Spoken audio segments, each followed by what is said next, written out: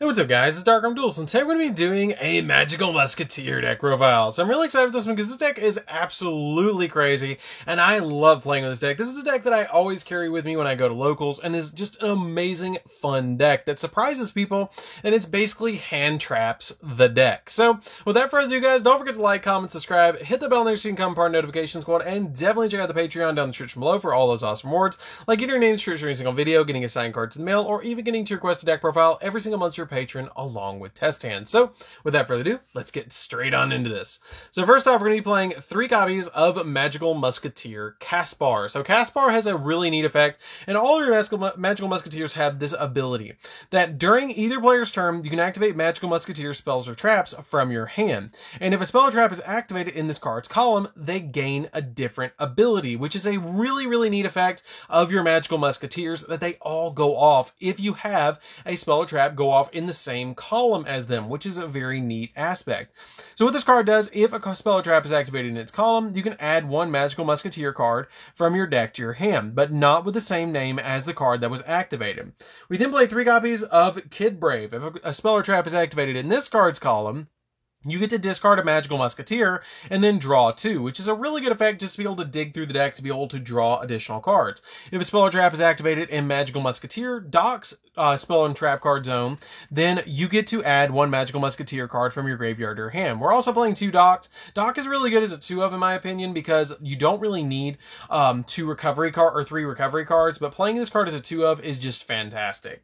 We then play 3 copies of Magical Musketeer Starfire. Starfire is probably one of my favorites of them all, especially for her effects, because she has some really good effects that what she does is during either player's turn, you can activate Magical Musketeer spells or traps from your hand, and if a spell or trap is activated in this card's column, you can special summon any level 4 Magical Musketeer, level 4 or lower Magical Musketeer from your deck in defense position, which is a really good effect because you want to open up a copy of your Magical Musketeer Starfire, because if you open up Starfire, you can then special summon Caspar later on to get you a search, which is really good just to get you multiple Magical Musketeers on the field. I then play a single copy of Magical Musketeers Calamity. Calamity lets you, if a spell or trap is activated in her column, you can add 1, or you can target a Magical Musketeer in your graveyard and special summon it, which is a really good effect just to be able to get an additional monster on your side of the field. We then play a single copy of Magical Musketeer Wild.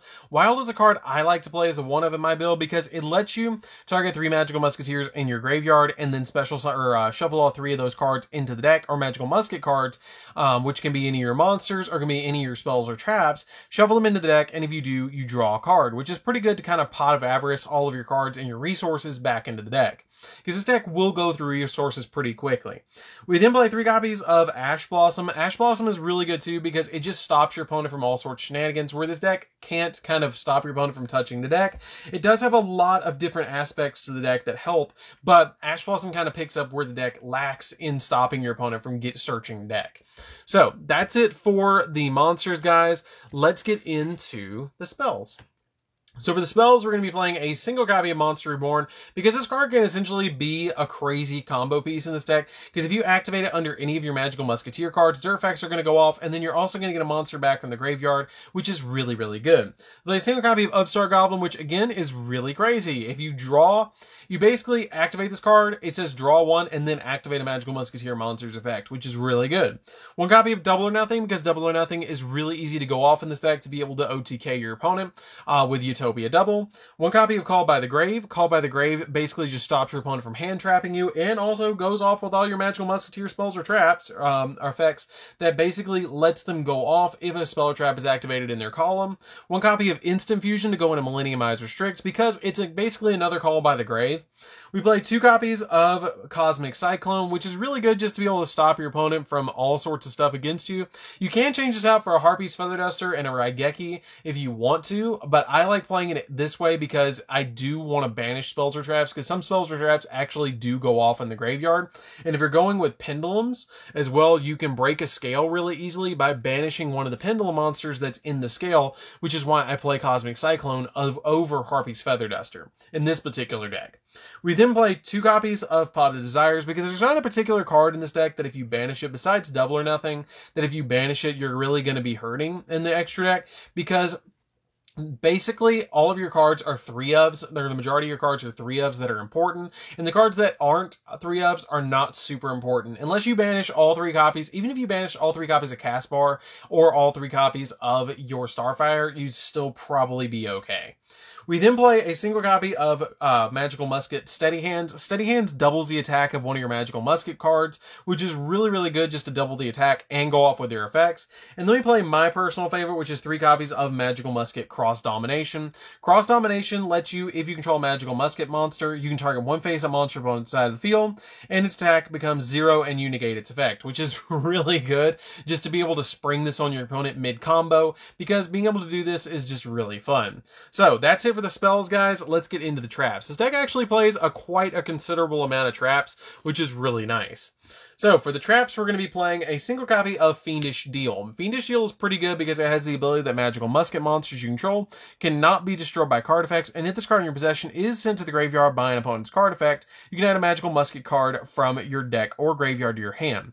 We then play a single copy of Crooked Crown, which basically is an additional normal summon or additional special summon, because it has the ability that during your main phase, you can special summon a Magical Musket monster from your hand, and if you do, if your opponent's main monster zone in that monster's column is unused, that zone cannot be used until the end of this turn, which is pretty good just to be able to get you a Magical Musket monster on your side of the field. The only thing that's a downside to this card is that it's a continuous trap, and so you kind of have to watch out for it, because sometimes you'll put it on the field in the wrong column, and then you kind of lock your Magical Musket monster down. We then play 1 copy of Needle Dancing, which can banish 3 cards from the graveyards, which is pretty good. We play 3 copies of Desperado, which is fantastic. Basically, Desperado has one of the simplest effects. If you control a Magical Musket, activate this card, destroy a card on the field. This card is really good as a 1-for-1 against your opponent, and is just an awesome card in this deck.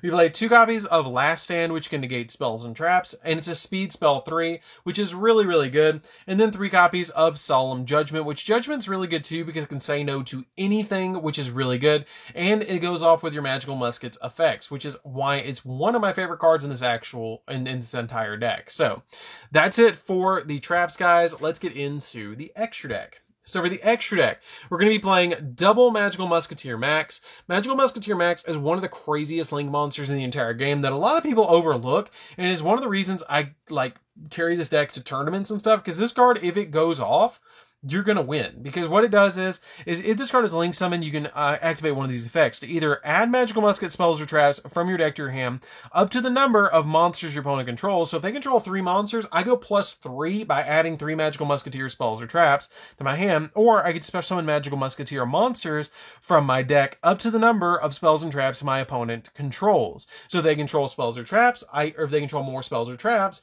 I can activate the effect to special summon Magical Musketeers from the deck, but if they control more monsters, I can add Magical Musketeer spells or traps from my deck to my hand.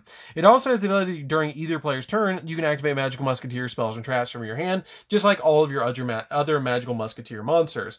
We play a single copy of Linkuriboh. Linkuriboh here is here for Millenniumizer Strict, so that's the reason you play this card. It also helps out a little bit because it can block attacks, which is really nice. 1 copy of IP Masquerena.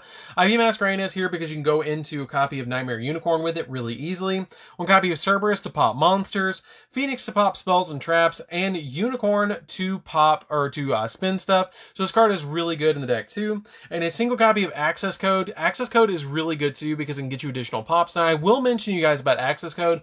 You don't have to play Access Code.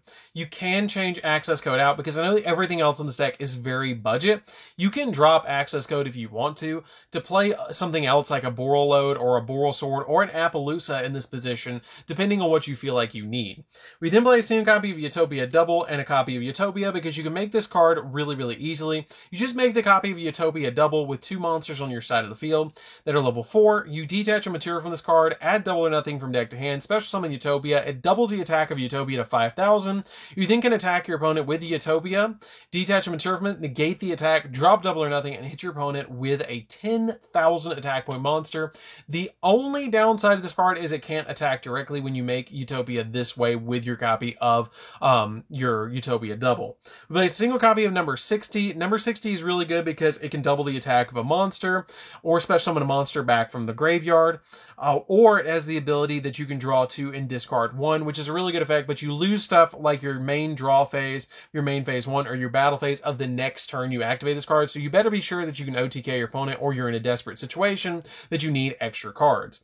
We then play a single copy of Fortune Tune. Fortune Tune is really good to help us go into AA Zeus. You can also play a copy of Bamboozling Gossip Shadow in this position to give you additional negates if you want to, but I just felt like the Fortune Tune was a little bit better to help me protect myself to be able to go into additional plays. We play a single copy of Downer Magician. Downer Magician is to overlay on top of my copy of my Fortune Tune, and because it can give me a little bit of a bigger monster that does piercing damage and give your copy of AA Zeus an additional material, which is nice.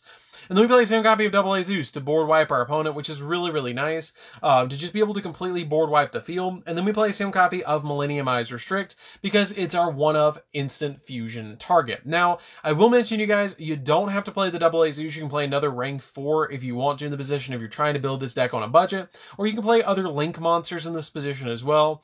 The Downer Magician and the copy of Fortune Tune I would recommend, but they can be changed out if you want to. For another rank 4, like a copy of Exciton Knight, you can actually change out the copy of AA Zeus for Exciton Knight if you want to.